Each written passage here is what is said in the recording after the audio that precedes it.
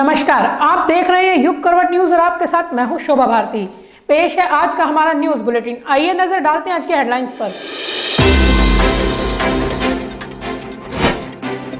जयंत चौधरी और अखिलेश यादव से नाराज हो गए राकेश टिकैत। बैंक कर्मचारियों ने शुरू की 2 दिन की हड़ताल और कल से 3 दिन तक चलेगा कौतिक मेला। राकेश टिकैत घर वापसी की खुशी मना ही रहे थे कि अखिलेश यादव और जयंत चौधरी ने उन्हें गुस्सा दिला दिया। नाराज टिकैत ने यहां तक कह दिया कि उनके पोस्टर का इस्तेमाल करने की इजाजत किसी को नहीं है। दोस्तों, अगले साल होने वाले विधानसभा चुनाव पर किसान आंदोलन का क्या और कितना असर होता है, इस सवाल का जवाब हर कोई जानना चाहता है। इसमें कोई संदेह नहीं है कि राकेश टिकैत किसान आंदोलन का एक बड़ा चेहरा रहे हैं। किसान आंदोलन का प्रभाव या कहें कि किसान आंदोलन के प्रभाव का लाभ तकरीबन हर विपक्षी पार्टी लेना चाहती है। यही वजह है कि सपा अध्यक्ष अखिलेश यादव ने जौनपुर सभा के बाद राकेश टिकैत को खुला ऑफर दे दिया। अखिलेश ने कहा कि टिकैत किसी राजनीतिक दल की तरह काम नहीं करते, वह हमेशा किसानों की बात करते हैं। अगर वह चुनाव लड़ना चाहते हैं तो उनका स्वागत है। 15 अक्टूबर को जब राकेश टिकैत किसानों के काफिले के साथ घर वापसी कर रहे थे तो रास्ते में उनका कई जगह स्वागत हुआ, लेकिन स्वागत के दौरान मेरठ बाईपास पर लगे होर्डिंग ने सबका ध्यान खींचा। इस पोस्टर पर मिशन 2022 के स्लोगन के साथ एक तरफ जयंत चौधरी की फोटो भी थी तो दूसरी तरफ अखिलेश यादव की, और बीच में राकेश टिकैत की तस्वीर थी। अखिलेश के ऑफर और जयंत के पोस्टर ने राजनीतिक चर्चाओं को बल दे दिया। लोग कहने लगे कि राकेश टिकैत गठबंधन का हिस्सा बनने जा रहे हैं। बस इसी बात पर राकेश टिकैत भड़क गए। उन्होंने स्पष्ट कहा कि वे चुनाव नहीं लड़ेंगे। उन्होंने यह भी कहा कि किसी भी राजनीतिक दल को उनके पोस्टर और नाम का इस्तेमाल करना नहीं चाहिए। आगे के भी बताएंगे, आने वाले टाइम पर बताएंगे। अभी तो कल से फिर हैदराबाद और उधर साउथ में प्रोग्राम है, उसके बाद में बताएंगे फिर आगे की। वहीं पर कुछ पोस्टर लगे हैं जी, वहीं पर कुछ पोस्टर लगे हैं राजनीतिक दलों के साथ आपके। गलत लगाया हमने, हम इस संबंध में नहीं है और हमारे साथ बगैर पूछे किसी ने हमारे पोस्टर का इस्तेमाल करा। हमने उनको कहा कि हमारे पोस्टर आप हटाओ। तो क्या लड़ेंगे चुनाव? नहीं, हम नहीं चुनाव लड़ते। गलत लगाया हमने पोस्टर। प्रश्न अब रालोद कार्यकर्ताओं के सामने है, क्योंकि जब 15 अक्टूबर को भारतीय किसान यूनियन के राष्ट्रीय प्रवक्ता राकेश टिकैत अपने काफिले के साथ निकले थे तो यहां से लेकर मुजफ्फरनगर तक तमाम स्थानों पर स्वागत करने वाले लोगों में राष्ट्रीय लोकदल के कार्यकर्ता भी शामिल थे। राष्ट्रीय लोकदल के कार्यकर्ता राकेश टिकैत के स्वागत के लिए पलक पावड़े बिछाए बैठे हुए थे। सवाल यह है कि राकेश टिकैत के इस बयान के बाद क्या यह माना जाए कि रालोद के कार्यकर्ता ठगे गए हैं? युग करवट के लिए आशित त्यागी, नमस्कार। युग करवट के लिए आशित त्यागी की रिपोर्ट। निजीकरण के विरोध में बैंक कर्मी हड़ताल पर चले गए हैं। यह हड़ताल 2 दिन तक चलेगी, उसके बाद शनिवार और रविवार है, तो अब बैंकों के सोमवार को ही खुलने की संभावना है। निजीकरण के विरोध में United forum of bank union के आह्वान पर देश भर में बैंककर्मी 2 दिन की हड़ताल पर चले गए हैं। इस 2 दिवसीय हड़ताल से अकेले गाजियाबाद जिले में कई सौ करोड़ का लेन देन प्रभावित हुआ। बैंक में काम कराने के लिए आए उपभोक्ताओं को भी बैरंग लौटना पड़ा। जिला यूनियन ने नवीन मार्केट स्थित केनरा बैंक के सामने बैंक कर्मियों ने प्रदर्शन किया। उन्होंने निजीकरण का विरोध करते हुए बताया कि यूनियंस की सरकार के साथ बातचीत विफल हो गई है। इसके साथ यूनियन के आह्वान पर 2 दिन की हड़ताल की गई है। में जो है निजीकरण को लेके जो है संसद में बिल प्रोड्यूस करने जा रहे हैं, जिसका हमने विरोध किया है। हमारी 2 दिन की वार्ता चीफ लेबर कमिश्नर से हुई थी, जो फेल हो गई है। सरकार अडिग है। पहले बैंकों का ये मर्जर कर रहे थे, सरकारी बैंकों का भी इन्होंने बैंकों को प्राइवेट करना शुरू कर दिया है, जो जनता के किसी की हित नहीं है। हमारी जो है 2 दिन की राष्ट्रव्यापी हड़ताल है, एक आज की है और एक कल की है। अगर इसके बावजूद भी हमारी सरकार नहीं चेतती है तो हमारा अगला प्रोग्राम जो है वो अनिश्चितकालीन हड़ताल का है। हम इस सरकार को सड़क पर ला देंगे और बिल्कुल मानने वाले नहीं है। हमारा सरकार से अनुरोध है कि बैंकों के निजीकरण का बिल संसद में ना लाए। हमारी बैंकों में मेन मांग जो ये है निजीकरण की है।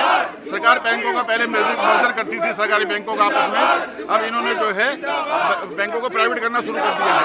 जिसमें 2 बैंकों का नाम आ रहा है, वो 2 बैंक अभी तक किसी को कुछ पता नहीं है। निजीकरण के साथ प्रतिगामी बैंकिंग सुधारों के साथ साथ बैंकिंग कानूनों 2021 को वापस लेने की मांग प्रमुख है। सरकार धीरे धीरे सरकारी बैंकों का निजीकरण कर रही है, जिससे आम जनता के साथ ही बैंक कर्मियों पर भी प्रभाव पड़ रहा है। सरकार अब अन्य कई बैंकों का निजीकरण करने की तैयारी में है। इसका विरोध हड़ताल के जरिए किया जा रहा है। प्रदर्शन के दौरान बैंक कर्मियों ने केंद्र सरकार की नीतियों के खिलाफ जमकर नारेबाजी की।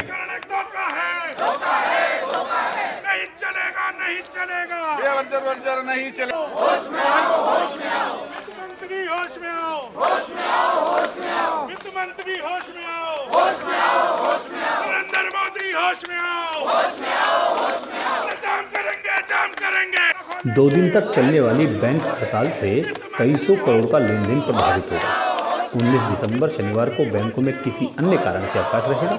उसके बाद रविवार को सार्वजनिक अवकाश है, जिसके चलते अब सोमवार को ही बैंक खुलने की संभावना है। ब्यूरो रिपोर्ट, यू करवट। गाजियाबाद बार एसोसिएशन चुनाव का कार्यक्रम घोषित हो चुका है। 18 और 19 दिसंबर को नामांकन किए जा सकेंगे। मतदान 24 दिसंबर को होगा। सभी संभावित उम्मीदवारों ने प्रचार शुरू कर दिया है। तमाम गतिरोध के बावजूद आखिर बार एसोसिएशन गाजियाबाद के चुनाव की घोषणा कर दी गई है। मतदान 24 दिसंबर को होगा। बुधवार दोपहर 3 बजे हुई बार एसोसिएशन और एल्डर कमेटी की मीटिंग के बाद चुनाव कार्यक्रम घोषित कर दिया गया। इसी के साथ उम्मीदवार और रणनीति भी परिवर्तित हो गई। पहले बता दें, मतदाताओं के सीओपी का सत्यापन बार काउंसिल ऑफ यूपी की वेबसाइट से किया जाएगा। केवल नियमित वकालत करने वालों को ही मतदान का अधिकार होगा। वर्ष 2020-2021 में बार की सदस्यता लेने वाले वोट नहीं कर पाएंगे। किसी अन्य बार के सदस्य होने पर भी मताधिकार नहीं दिया जाएगा। घोषित चुनाव कार्यक्रम के अनुसार 18-19 दिसंबर को नामांकन किया जाएगा। 20 दिसंबर की सुबह 11 बजे से 3 बजे तक नाम वापसी होगी। मतदान 24 दिसंबर को होगा और उसी दिन मतगणना भी की जाएगी। जहां तक उम्मीदवारों का सवाल है, तो अध्यक्ष पद के लिए राकेश काकड़ा, योगेंद्र कौशिक, संतोष कुमार, विनोद वर्मा और नरेश चौधरी के नाम चर्चा में हैं। सचिव पद पर नितिन यादव, स्नेह त्यागी, आभास कौशिक मैदान में हैं। कोषाध्यक्ष पद पर उम्मीदवारों में कोई बदलाव अभी तक नजर नहीं आया है। इस पद के लिए शमा खान, रेखा रानी, सचिन गुप्ता के नाम चर्चा में हैं। सभी उम्मीदवारों ने मतदाताओं से संपर्क करना शुरू कर दिया है। वीवीआईपी मतदाताओं की सूची अलग से बनाई जाएगी। कचहरी में महिला अधिवक्ताओं की तादाद बहुत अधिक है। उम्मीदवार उनका वोट हासिल करने के लिए भी बहुत मेहनत कर रहे हैं। इस बार महत्वपूर्ण यह है कि चुनाव मात्र 5 दिन का है। ब्यूरो रिपोर्ट, यू करवट। मेरठ मंडल के आयुक्त सुरेंद्र सिंह गाजियाबाद जिला मुख्यालय पहुंचे। इस दौरान उन्होंने राजस्व से लेकर विभिन्न विभागों के पटल का निरीक्षण किया। उन्होंने जिले में राजस्व वसूली और निर्वाचन से जुड़ी जानकारी भी ली।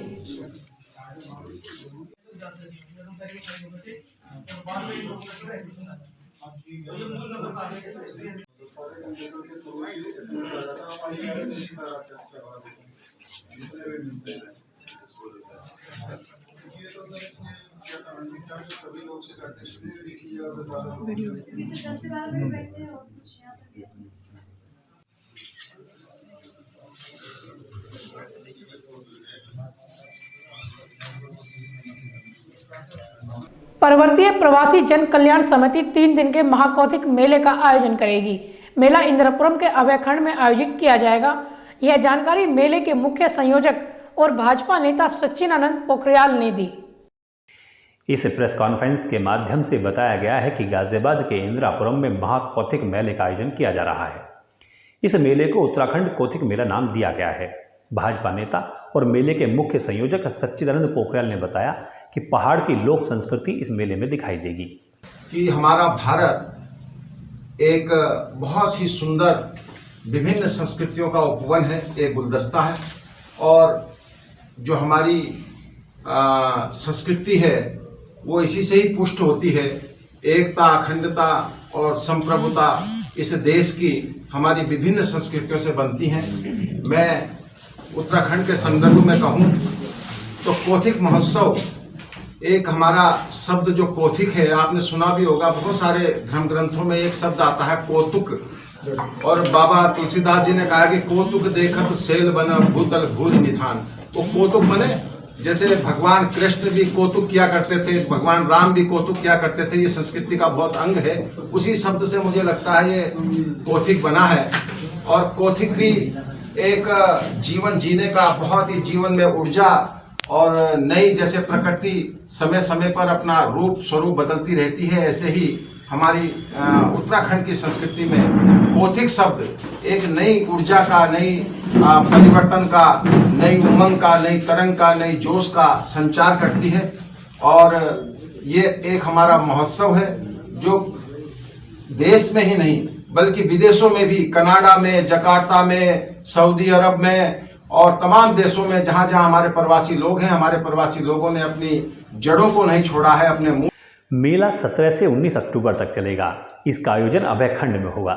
इन लोगों ने अपील की है कि उत्तराखंडी समाज अपनी पारंपरिक वेशभूषा में नजर आए। शाहबाबाद क्षेत्र में जो ये इंदिरापुरम में सिप्रा मॉल में जो ये 17, 18 और 19 का जो महोत्सव हो रहा है वो भी उसी का ही अंग है। और हमने इसमें ये प्रयास किया है कि जो मूल स्वरूप होता है संस्कृति का, जिसमें कोई बनावट नहीं होती, कोई आर्टिफिशियल उसमें भव्यता नहीं होती, तो हमने भी प्रयास किया है कि कौथिक को हम मूल स्वरूप में अपने लोगों के सामने प्रस्तुत करें। इसके लिए हमने उसी तरह से एक संरचना की है कि हमारे मंच से अपने मूल स्वरूप का, जिसे मूल संस्कृति कहते हैं, जो हमारी मूल संस्कृति है उत्तराखंड की, उस मूल संस्कृति को हम परोसने का काम करने जा रहे हैं। इस कौथिक मेले में गाजियाबाद की जनता को उत्तराखंड की संस्कृति, वहां के खान पान और पहनावे को जानने का मौका मिलेगा। Bureau report, you forward. Kavi Nagar police ने 2 ऐसे अपराधियों को गिरफ्तार किया है जो चैन लूटने का काम करते हैं। साथ ही उस सुनार को भी पकड़ा गया है जो इनसे माल खरीदता था। गाजियाबाद में चैन छीनने की घटनाएं ऐसे ही लोग करते हैं। पुलिस हिरासत में खड़े इन तीनों लोगों में से 2 लुटेरे हैं और एक सुनार है। आरोप है कि सुनार लूटा हुआ माल खरीदता है। जनपद गाजियाबाद की एंटी स्नैचर सेल द्वारा 2 चेन स्नैचर्स एवं एक लूट का सामान खरीदने वाले सुनार को गिरफ्तार किया गया है। इनके कब्जे से 9 चेन जिनकी कीमत लगभग 3.5 लाख रुपए है, एक 315 को तमंचा, 2 कारतूस एवं लूट की घटना में यूज होने वाली मोटरसाइकिल बरामद हुई है।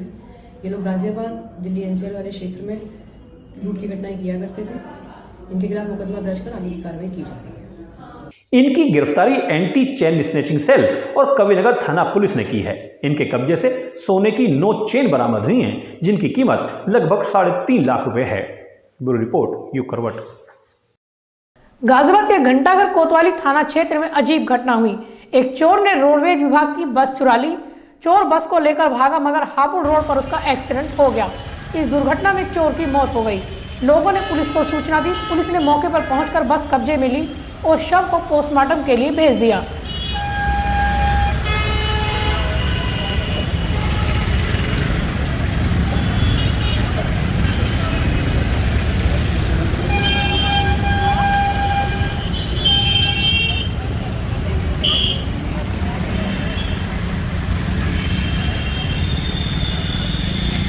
गाजियाबाद विकास प्राधिकरण औद्योगिक क्षेत्र को मूलभूत सुविधाएं नहीं दे पा रहा।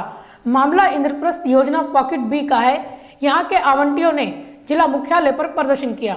जीडीए की इंद्रप्रस्थ योजना पॉकेट बी के औद्योगिक भूखंडों पर मूलभूत सुविधाओं के न होने पर आवंटियों ने डीएम को ज्ञापन सौंपा।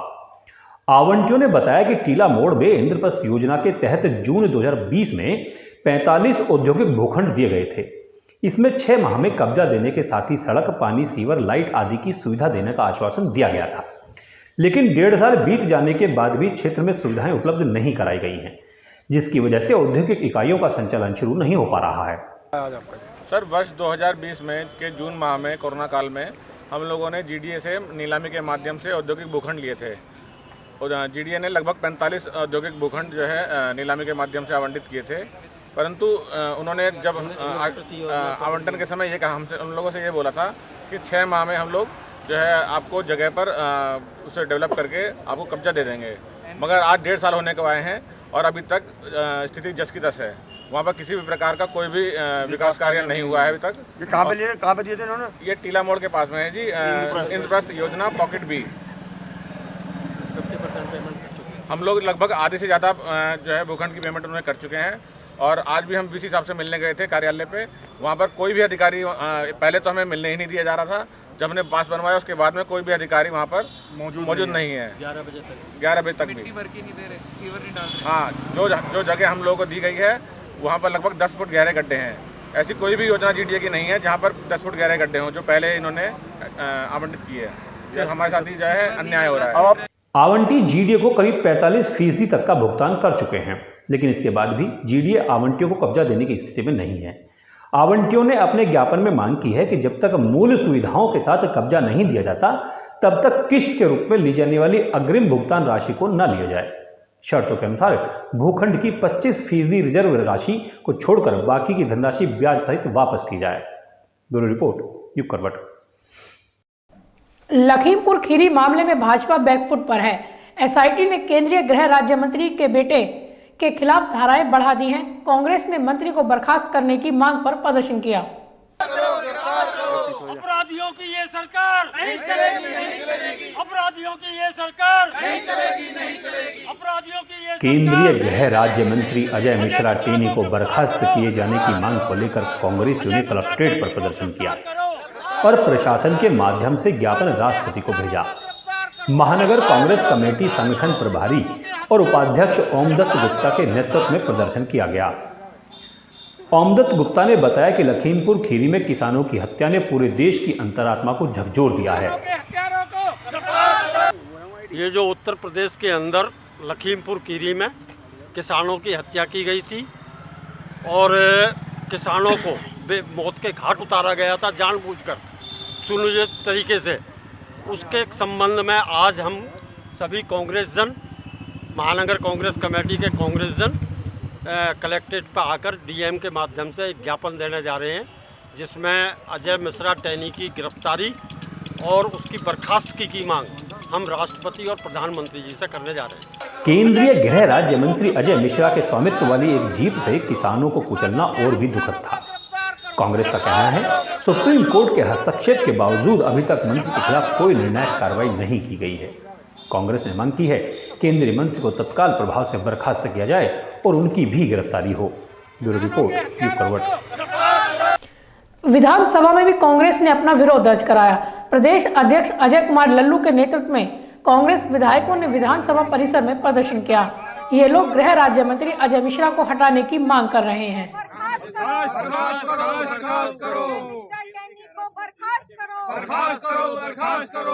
अजय मिश्रा टेनी को बर्खास्त करो।